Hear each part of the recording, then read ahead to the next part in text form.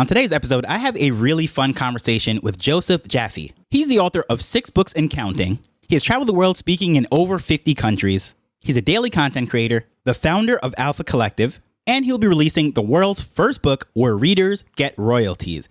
Now, I'm sure I'm leaving something off his resume, but he's here to bridge the analog world of business with Web3 while navigating the subjects of his books. And interestingly, some of the topics that he will be discussing was recorded before social media even existed. So we're having a Web3 conversation with ideas that were penned before Web 2.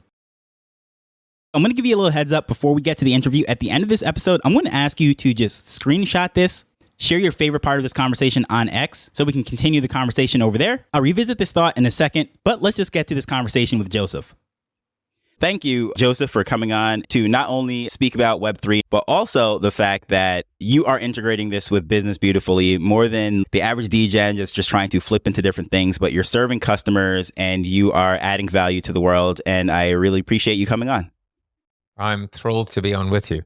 Really, I am. So there's quite a few things that are interesting that you're working on. Of course, we cross paths through the Web3 NFT circle. You have the Alpha Collective. I hear you have a book that you would like to speak about. So we're going to touch all of these various things. But the thing that I really am interested in, like to hear, how did you fall into this and see value that you can add to your clients and customers in this space? The funny thing, and I needed reminding of it, was my life is generally described, I talk about BP and AP, which is before the pandemic and after the pandemic. And before the pandemic, I actually started my career working on the marketing side for a fast food chicken company called Nando's Chickenland. Spicy chicken, flame grilled, butterfly cut, peri-peri chicken, yummy. And I was there for 5 years, moved to the US in 97, worked for a bunch of very large Madison Avenue agencies, went out on my own, wrote 5 books, keynoted in about 51 countries, started 2 companies. One I sold, I always say, in spite of myself, and the other one, after 5 years, I closed down because of myself. The first company, Crayon, we were in Second Life. We were in the metaverse in 2006. 18 years ago, in fact, our entire office was an island called Crayonville. So I've always been ahead, and often to my detriment, too many steps ahead. And then my second company, Evolution, was designed to reverse engineer the startup from the brand backwards. So what I meant by that was, what if Kodak acquired Instagram? What if Airbnb had been incubated by Marriott? What if actually Netflix had been sold to Blockbuster? Blockbuster had the chance. So it was apparent to me that big, large, behemoth companies were not growing. They were stagnating. The only way they grow is to buy growth through acquisition. In fact, my 5th book was called Built to Suck, about the demise of the corporation. And that came out a year before COVID. So talk about prophetically warning about at scale cracks become chasms. In 2010, I wrote a book called Flip the Funnel, How to Use Existing Customers to Gain New Ones. Retention as the New Acquisition. I just couldn't get out of my mind why, when 90% of your revenue comes from your repeat returning recurring business, companies spend less than 10% of their marketing dollars against that 90% revenue contributing sector. It makes no sense. Very flippantly, I spoke about how companies are always courting strangers and prostitutes. So the stranger is the first-time buyer and the prostitute is the promiscuous buyer, the switcher, only enticed by offers and discounts and sweepstakes and 50% off in sales, etc. In the book, Flip the Funnel, I introduced a concept called universal currency. Nike would have a unit, a piece of currency called the swoosh. Coke would have a ribbon. Starbucks would have a mermaid or merman, merperson. Target would have a bullseye. The thing about currencies are they're bought, they're sold, they're exchanged, they're redeemed, they're held, they're gifted. And I spoke about how this universal currency would govern every aspect of the business, not just for employees, but customers. I even created the 3C model, which is content, conversation, and commendations, because it had to be a C, but the commendation was ratings, reviews, testimonials, etc. Now, you've probably already made the connection. Gee, that sounds a lot like a token, right? What I didn't realize at the time was this thing called crypto would actually enable that to become a reality. But predicting, and it still hasn't happened yet, except for maybe Starbucks and not even, that we're seeing big brands, and I still will predict safely that every brand on this planet will eventually have some kind of a token that will govern loyalty, advocacy, content creation, community, etc., etc. So that was the beginning. I didn't realize it at the time, but 2010 was the time that I'd actually predicted a new world where we would be rewarding and recognizing not just people who buy from us, but how long they've been apart, how loyal they've been, recommendations, referrals, answering questions, joining communities, helping others, etc., etc. And I will say that fast forward to, 2022 maybe, when Blur had their initial airdrop. And there were others like ENS Domain and recently Jupiter. The concept of the airdrop, I would say, still is one of the most revolutionary advances in marketing and business as we know it, except no one's calling it this at the moment. I also feel the same way with POAPs, proof of attendance protocols. But the point is about the airdrop is you should get free money. You should get something back based on how much business you've given in the past, based on how loyal you've been. The first time when Blur basically kicked OpenSea in the nuts, basically to say, you've been paying all of this gas, right, to do all of these transactions, and based on how much money you've paid to the OpenSea ecosystem, we're actually going to use that to give you something back. To me, that blew my mind. So I know it's a very long answer and context setter, but I want people listening to realize that there are some people thinking strategically about the space from a vision standpoint that believe that this is truly revolutionary, transformative, game-changing for business as we know it. That's why I'm so excited and bullish about the space. And that is exactly why I'm excited to have you on, because that's the type of stuff that really gets me going. I always call it the not sexy things that's going to change the world. I often use the analogy of who knows what SAP or Oracle really does, yet they're basically running the world of business, right? They're doing all of these things that won't get people all excited. However, the world can't really turn as far as business goes without their software and the different things that they do to serve their customers. So integrating this stuff with business, to me, is the things that's spoken about the least, but I think has the greatest impact, not just for the bottom line, but just like the impact they're going to have on the world. It has a total addressable market of everyone that's interacting with brands. And I like the fact that you said that every big brand or every brand, every company is going to have a token. I come from a family, we have a small business of very loyal customers and so forth. And we manually track all of the stuff. We know their faces, and it's such a headache. And my father's not very technical and he's very opposed to technology. Yet I see it as even the small little family owned food business is going to be in that direction. I think that's pretty amazing. Yeah. And the word that we used to hear a lot, I think, associated with Disney was the word automagic, automagically, right? How did it happen? And sometimes it's one of the things I wrote in my fourth book, Zero, was don't pay for attention, pay attention.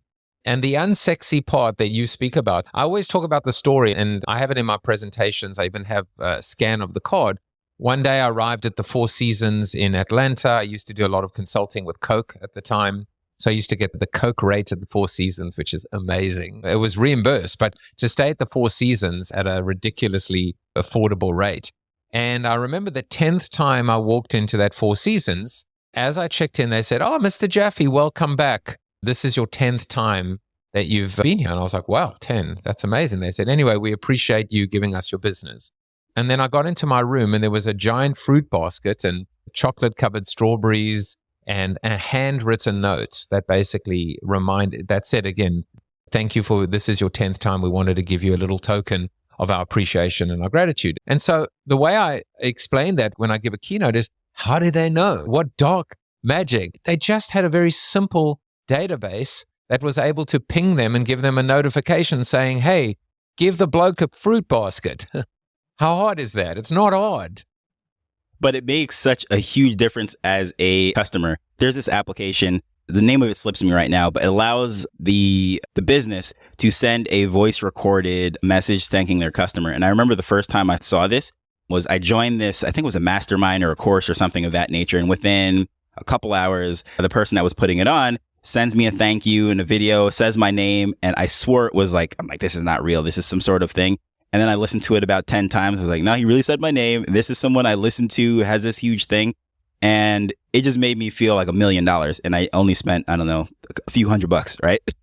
For the first 2 years, maybe, when I was doing my show. So when COVID hit, I completely pivoted, and every keynote speaker was trying to become the best virtual speaker. And I just started a talk show, which was called Corona TV.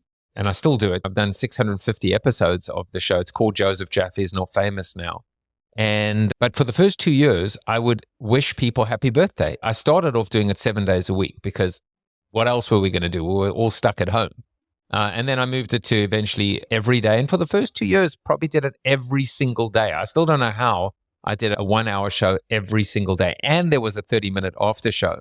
But I started off on Facebook. I have a maximum of 5,000 friends. And I get about 34,000 connections on LinkedIn. And so I started off on Facebook and LinkedIn. And anyone whose birthday it was, I would start off by just wishing people happy birthday. And then I would post and say, you got a shout out today on your birthday. And I would send a link to the show. And it's just simple, right? It's just the smallest things are the most valuable things, are the cheapest things. We forget that. We forget the fact that just a smile, someone remembering your name, remembering your preference, remembering your birthday. What's the old saying? Common sense is anything but common. 100% true. And I often think of, even in our company, the wages in Jamaica, especially compared to the rest of the world, it's really different. It's kind of mind-blowing to think that people can raise families and send children to college and so forth. And the dollar is being adjusted because the US dollar to the spread in Jamaica was just taking away. We're getting ready to do a huge raise. And the thing that I was hearing the most, everyone, including our staff, is not really comparing or complaining so much about the dollars. It's so much more about little things like these little trinkets of appreciation and like all these little things that was like unrelated to money itself. And of course, we do this massive raise to adjust for expenses, and the complaints were still going. And it was like these little things. I was like, all right, you know what? I could probably do this out of my pocket. It had nothing to do with the wages, even though they appreciated the wages. But as far as their happiness goes, it was like these little shows of appreciation that made the huge difference. It's so funny. Like here we are in a show talking about NFTs and crypto and Web3, and we're talking about analog, which I love, by the way. I used to stay at the Fairmont Hotel, Fairmont Miramar in Santa Monica many, many times because, you know, as I said, I've been fortunate enough through my 5 books pre-COVID to have keynoted in, as I said, 51 countries and many, many times, obviously, in the US. Jamaica, obviously, I've keynoted in, loved it, would have preferred to stay there forever. Venezuela, which is probably the one country I'll never go back to. It's not the easiest country as well. But at the Fairmont Miramar in Santa Monica, they give you like a little bath toy. I think it's a turtle. I mean, I haven't been there in so many. I think it's like a little turtle. And only one, and it's always put on your bathtub. And you just collect them. That's what I remember. I don't remember the price. I don't remember the bed. I don't remember the cocktails. I don't remember anything else. But I remember that there was a little squeaky bath toy that I could collect for myself or give to my kids or whatever. And of course, going back to our space, the concept of the airdrop, the POAP, the badge, the small things that say, I appreciate you or acknowledge you or this is a memento, or I just want to surprise and delight. These are not new ideas, surprise and delight. So how can we take surprise and delight and bring it to this world, this crypto world, this Web3 NFT world? The answer is easily. Easily. It's not meant to be a rhetorical question. Just do it.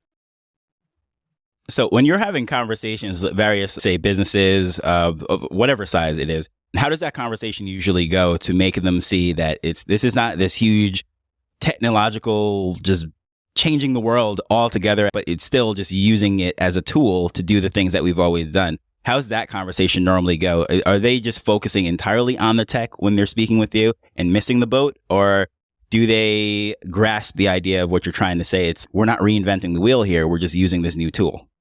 The funny thing is, I don't do a lot of this evangelizing at the moment because I'm a business and a leadership coach now with small and medium businesses. I've got my talk show.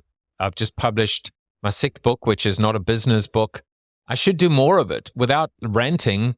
we saw recently Moonbirds and Proof Collective, which is really was the inspiration behind Alpha Collective, being rescued and bought out by Yuga.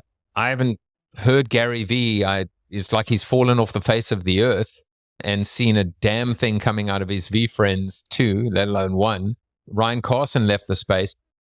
I don't know who's leading the charge. I don't know who's evangelizing. I don't know who's fighting for the space, trying to be the rising tide floats all boats. I wish there was someone who was out there beating the drum. I will tell you that I have a very simple elevator pitch for how I describe Web3. It is shared values, shared ownership, shared rewards. Now, I'll explain to you how I came to it.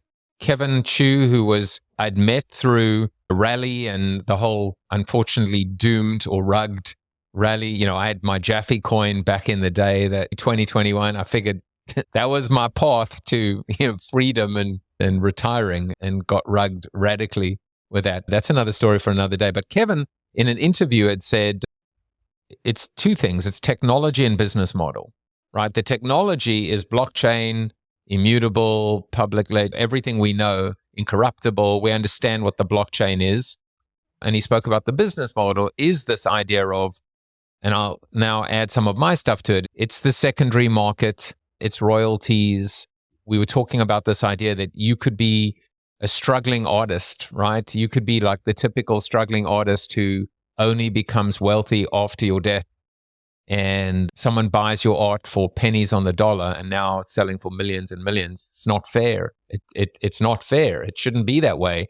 The original creator of the art, or of the people spoke about houses being built on the blockchain or sold on the blockchain, that every single time it changes hands, that original creator or builder should be able to benefit from it. And so technology and business model. And so I added values. So shared values is purpose, right? Shared ownership for me is diversity, equity, inclusion, and access. And shared values, shared ownership, shared rewards is loyalty. So when you position it that way to a big brand, you go, listen, Web3, crypto, blockchain, SBF, all these snake or but here are three things that I think are important to you. Tell me if I'm wrong. Purpose. Simon Sinek, start with why. What is, purpose. Everything is purpose, where it's our number one or number two agenda. What about diversity, equity, inclusion, and access? Absolutely one of our top three as well. What about loyalty and advocacy and retention? Absolutely one of our top three. In fact, those are our top three. I'll go, welcome to Web3. Maybe that's what the 3 in Web3 stands for. Your 3 priorities can be delivered through this. And so I laddered all of that up to what I call community capitalism.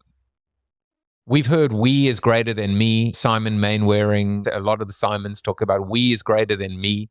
But this idea of community capitalism, the evolution of capitalism, this is the promise of Web3. That actually says the Matthews effect, the rich get richer, the poor get poorer. We can actually give a little bit more to a whole bunch more people and actually even make as much, if not more money. There's a breakthrough, controversial idea. And this is where I landed. This is exactly where I landed, which is there is something called, I don't know if you've heard of the concept of what's called an ESOP, an employee share owned program. There are many of them, ESOPs out there. So I was thinking, why can't there be CSOPs? Why not customer share-owned programs? Why are we not sharing the spoils with our customers and our employees? Just a little bit. Doesn't have to be a lot. And everyone, idiots, I'm trying not to get too ranty here, but will turn around and say, it's not socialism. It's not even close to it. It's the evolution of capitalism. Because capitalism, as we know it, is in dire need of some kind of a refresh. Desperate, dire need. And so I think this is justice. I think this is, Victor Hugo said, there is nothing as powerful as an idea whose time has come. This is the opportunity. And it's here right now. And it is actually Web3. I'm going to read to you something. I was just looking for it now. It says, I read somewhere recently that Starbucks made about $24.5 billion profit last year. But if they raise the annual pay of their 400,000 employees by $11,000 per person, they would only be left with $20 billion profit. Capitalism sucks. The workers drive. Can you believe that? Can you believe that? They would go from 24.5 to 20 billion, which is nothing, right? You would think. But in exchange, 400,000 employees would get $11,000 extra in terms of their pay. It just blows my mind. And there's so many examples like that. So that, to me, is the imperative. That actually Web3 might even just be able to save the corporation. That is the biggest lofty thing. And capitalism, there's nothing bigger than that. I've got my roadcaster here, so I can swear. This is the biggest business idea in the history of business. That's why I'm so excited about it. You tied in so many different touch points for me, even a lot of those things that I've spoken about on the show, and you glued together probably, 100 episodes in various different things that you touched. That was like a great rant or segment, whatever you wanted to call it when you first started. But honestly, it was like a summary of the last 100 episodes. So I really appreciate that. And it's very interesting in the sense that when you said community ownership, right, and thinking of that various things, I think of a guy that I know that owns this thing called Travel Tiger. I don't own one. I have no affiliation with them or whatever. But he's so excited to always bring this up and speak about it. He says, look, I travel all over the world. And this is a Web3 project or Web3 company. There's so many different places that you can book your thing. TripAdvisor, Expedia, Travelocity, all of them, he goes down. The reason why I always use this one, and I always tell my family, friends, and everyone to do it, is because rather than advertising and giving the money to Google and all these different things, they're actually funneling it back to their users to go out and evangelize. And so he's excited about it. And they have the tokens and all these different things. And I was like, okay, that's really cool what you're doing. In a way, what you just summarized is actually in practice already by, and not just them, but other companies. So a lot of times we say, oh, this is a pipe dream, pie in the sky and whatever. But in very small ways, we see this already working. Now it's just to scale it out and have other businesses that have the more eyes on them and so forth, because this is a profitable company. This isn't just like we'll hope for the best and we'll acquire and just hope we don't go bankrupt before we're profitable. They're already profitable doing it. And they're just not as massive as a kayak or one of the other ones. So it's very interesting that you said that. I'll give you just a couple of other interesting ideas. This is one I've been playing with as well. The airline business, right? And forget about how this came into being, because I've got thoughts on that too. But imagine there was an NFT, and possessing that NFT allows you to basically access the back row of the aircraft. Let's just go with American Airlines, right? So American says that the worst row of right by the toilets, those are reserved for NFT holders. And as long as you possess this NFT, you show up at the airport, you go, listen, I'd one ticket. Where can I go? Where is there availability right now for an NFT seat? And they're like, you could go to Hawaii. Great. Awesome. Show the NFT in your wallet.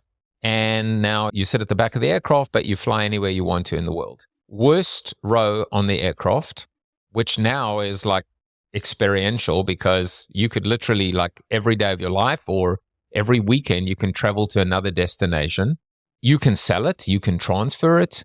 It's incorruptible. It's immutable, tied to business fundamentals. That's the point, right? One of the most, I think, revolutionary companies that we've seen in terms of business model was Priceline. Because Priceline basically said, you don't benefit as an airline or a hotel if your room is empty or if the seat is empty. Now, there is a cost associated with that seat, right? Based on the average weight of a passenger and their baggage or luggage, etc., and the pretzels and whatever.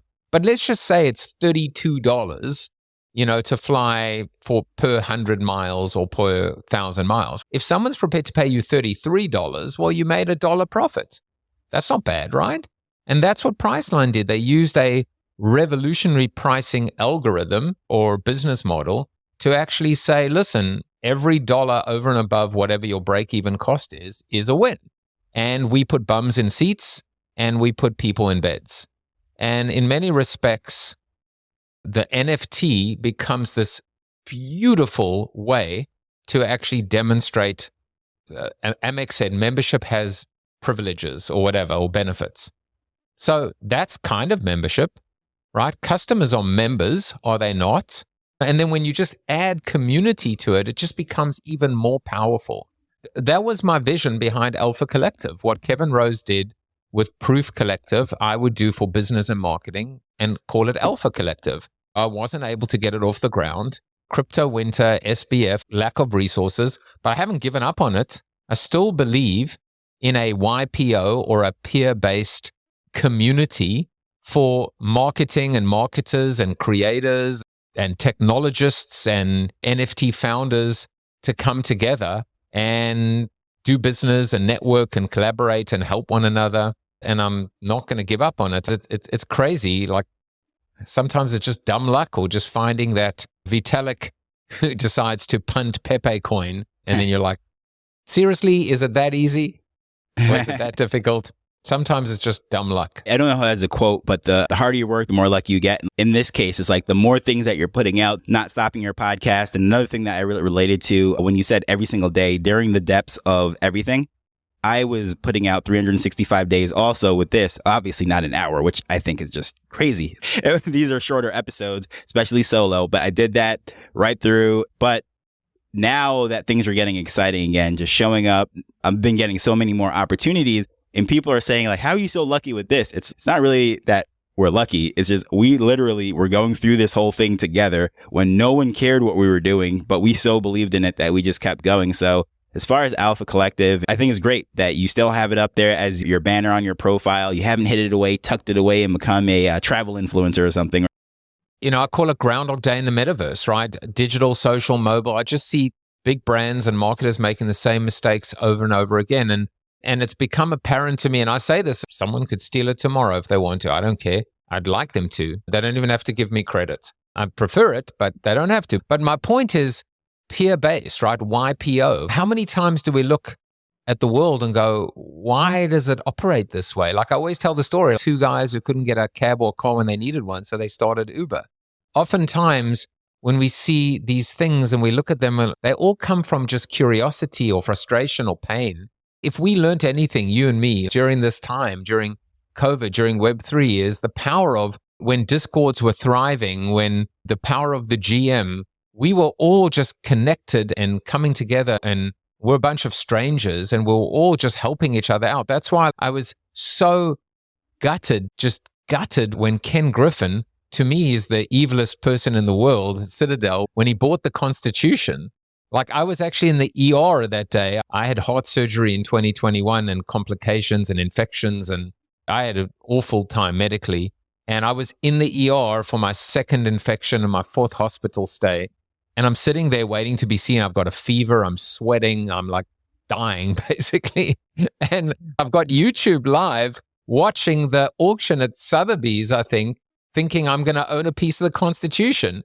$41 million was raised and he went and paid $43 million for it. And now with GME, with this the red headband, there's something powerful about community. Listen, I'm no flash in the pan. I'll tell you, I'm an old fart.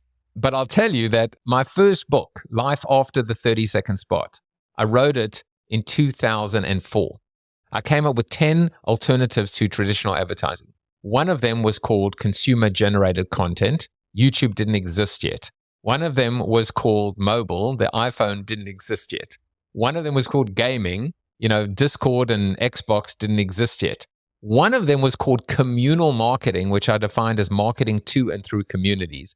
Facebook didn't exist, and nor did the term social media. So I have been bullish on community as long as I can remember, and I'm not going away in noise community. As far as now getting, let's say, the next 1 billion people to also seeing that vision, what do you think the world looks like for that to happen, and especially from a business standpoint? When I started Alpha Collective, I said our vision was to usher in a new era of community capitalism. And the mission was to onboard the next billion wallets. And then it came also to get the next billion brand dollars and the next billion wallets. I think we all recognize how unbelievably difficult, how high the bar was to get into the space. still to this day. Not just the ability, oh, it's just easy, just download MetaMask and your 12-word key phrase and don't ever lose it. And then getting rugged and having your wallet drained. And it's just, unfortunately, that's the stain and the hangover of the past. Custodial wallets help. Making it easier to get in and get on board helps for sure. And that is going to be the key. That will be the key, is being able to just lower the barrier to entry and find that bridge between Web 2 and Web 3. Now, I'll tell you how I'm doing it is with my new book, Forever Changed, which is a COVID memoir and a self-help book that actually says, using quantum superposition, if you didn't change during the last 3-4 years, then you wasted an opportunity. This was our once in a lifetime opportunity to prioritize what's important in our life, to stop being miserable, to love what we do, be true to ourselves and stay the course, which is Amor Veritas Vigor. But one of the things in the book is that this is the world's first book where readers get royalties. So 10% of the royalties of the book will be split between 1,000 true fans, 1,000 NFT royalty or NFT splitter holders. Now, I will tell you, I'm not talking about it. I'm starting to, which is why I'm talking to you. I've been busy. I have lack of resources. I don't have the technology built. I'd like it to be built. I'm talking to a couple of companies that I'm trying to get to build it. But at the moment, it's being done through a spreadsheet if necessary. You go to foreverchange.life and you can buy a royalty splitter.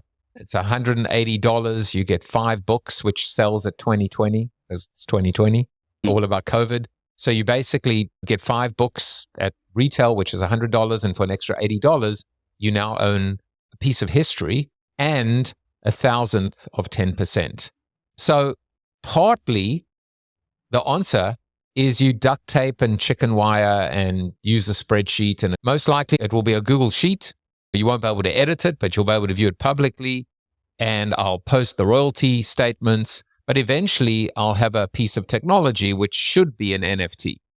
And that NFT will allow you to buy it and sell it and gift it and whatever. And eventually I'll be able to say, hey, at South by Southwest, I'm having a meetup for all royalty holders. If you want to meet me and hang out, you need to have one of these NFTs, which might mean that some people go, well, I'm not going to South by Southwest, but it seems like there's a market for it. I'll list mine and make a little bit of money, or I'll gift it to someone who wants to go. So it's using the same mechanics ultimately. And ultimately, the answer is whatever it takes.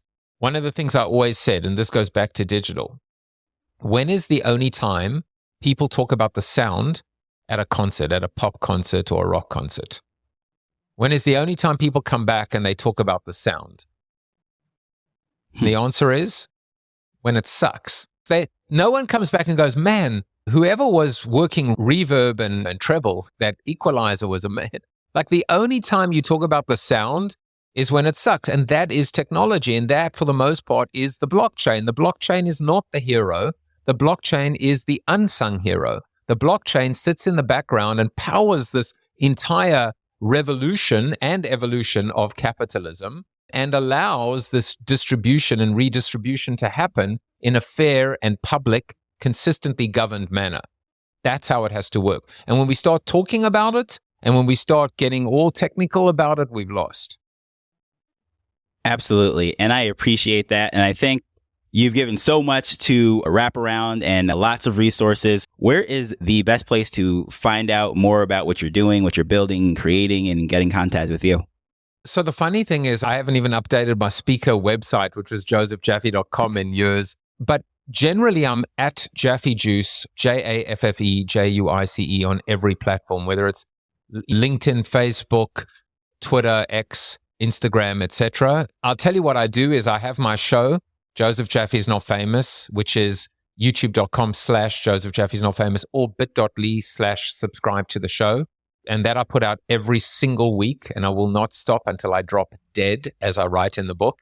I do a virtual coffee every morning, Monday through Friday, 8 to 9. I just did one this morning on actually the psychology behind why we never believe when things are good, like with crypto, whatever, or bull markets, we never believe they will ever be bad again. And when things are bad, we never believe they'll be good again. So thinking of like confirmation bias, recency bias, loss aversion, etc. So I do that 5 days a week, live book reads. I do that in Discord, and I was doing it in Clubhouse, but I'm going to move over to Chatter when it launches. So I'm excited about that because I believe very strongly in social audio.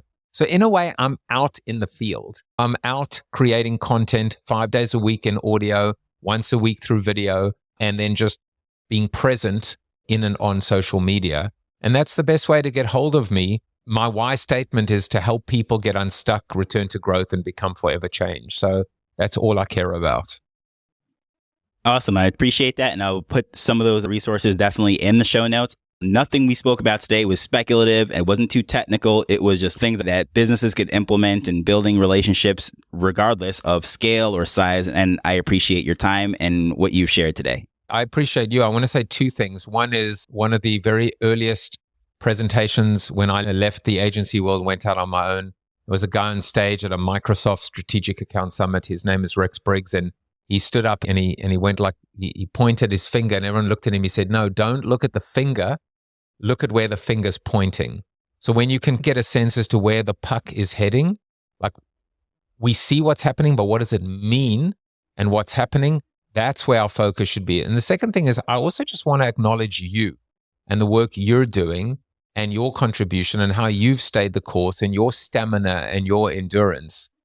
The market and the world needs more people like you to be going out there and evangelizing and building and educating and inspiring. It's really important because for every snake oil salesman and charlatan and scammer out there and spammer out there, there are the counterbalance of people out there that are diligently and consistently creating content and connections and meaning and values. I really just want to send you your flowers. Thank you very much. And I appreciate you 100%. We covered a lot of ground in this conversation about NFTs and business. Hopefully you found these things to be very interesting. The links will be in the show notes because we discussed a lot. But as I previewed before the conversation, I would love for you to just screenshot this episode that you're listening to it and mention some of your favorite points on social media, particularly on X. That's where I spend most of my time at Tropic Vibes. I would love to hear your thoughts, especially if you check out those links. But as usual, I just want to thank you for taking time to listen to this as we're learning and building Web3 together. So until next time, later.